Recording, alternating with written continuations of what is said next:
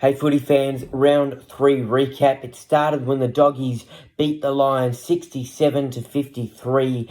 I did not expect this. I thought the Lions would get the job done, but the Dogs, a completely different team. They looked hungry in this game. They were playing at a much higher intensity than they have been the last few weeks, and they were consistent throughout all 4 quarters. Jamari Ugle-Hagan, a huge game by him with 5 goals. Josh Dunkley against his former side, he went well, but the Lions couldn't get the job done, and the Dogs just did enough in the end. Although the Lions did make it close at times, I felt they weren't up to their best. They looked lost out of the jungle. On the road, they struggle, hence why I predicted before this season started that they would finish 9th. And if they can't win games on the road, I just don't see them. I see them struggling to make the top 8. Collingwood took on the Tigers on Friday night in slippery conditions at the MCG. The Pies got the job done. Aren't they going well in 2023? 63-49 were the final scores. I expected the Pies to be a bit more dominant and to blow this game out, but the Tigers actually went alright without Dustin Martin, Jacob Hopper and Nathan Broad, but in saying that, they fall short to the Pies. The Hawks took on the Roos up in Tassie. Oh, come on, Roo boys. I thought we would have won this one. Not to be. The Hawks win 80-61. That's their first win of the season. Luke Davis-Uniacke was a late out for North Melbourne with calf tightness.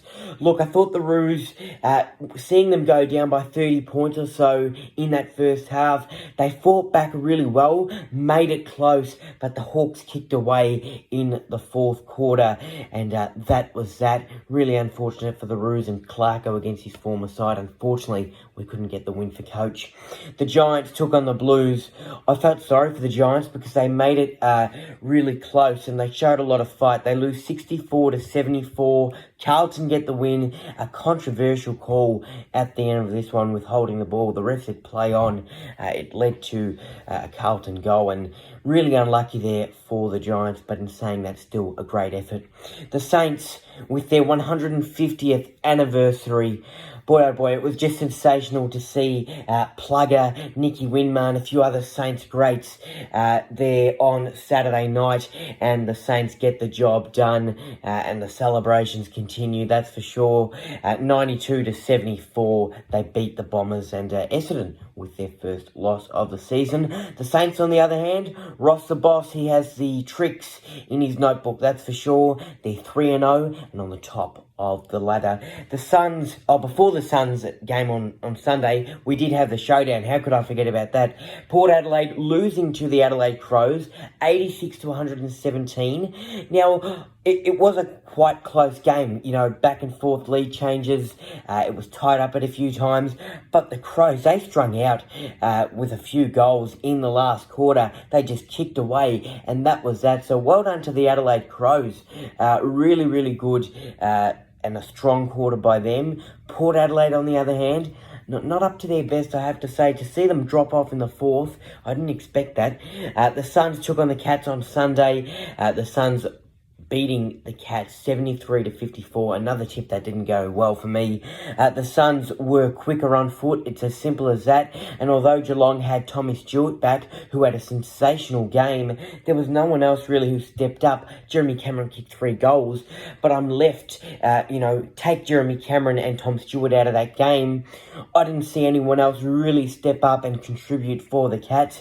They're 0-3 to start the season, and that's the first time since 1976 that a reigning premier has started the season 0-3, so really tough times at the Cattery, that's for sure. The Demons destroyed the Swans 134-84. The Swans got close, they got within 10 points, but the D's, to see them on fire, just go off in that last quarter and kick away, that just shows their dominance and their class. Clayton Oliver in his 150th game, great to get the win for him. 2 goals, 25 disposals, and they had a few youngsters step up to the plate. Chandler and good old Ruin, who stepped up with a few goals to his name on debut. Freo and the Eagles, the Western Derby to wrap up round 3, 108-67 were the final scores.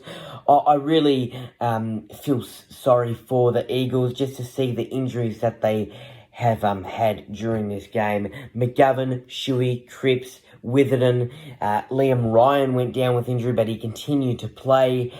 It's just a real shame for the Eagles because they went so well in round 2 getting the win at Optus Stadium, and against Freo, despite their injuries, they fought back in the third quarter, but they just ran out of legs in that fourth, and Freo were good enough to wrap this one up. So unfortunate there for Adam Simpson and his team. Folks, it's time for Isaac's GMP of the round, my goal, mark and player.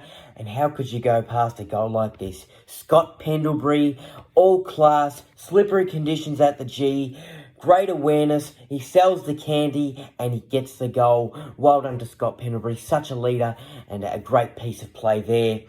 My mark of the round goes to Oscar Allen from the West Coast Eagles. He threw his body at the ball, great commitment, laser focused, got a bit of elevation there, a great grab, and to go back and kick the goal was a bonus in the derby for him.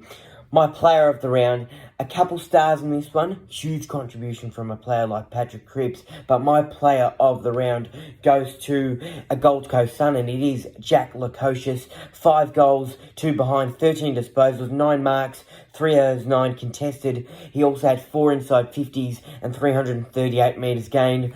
What a huge game, and those 5 goals definitely got his team over the line, but a couple of those goals just were long bombs, and to see the power in his legs and those kicks, it was just sensational. So well done to Jack Lukosius for stepping up for his side, and the Suns getting their first win of the year.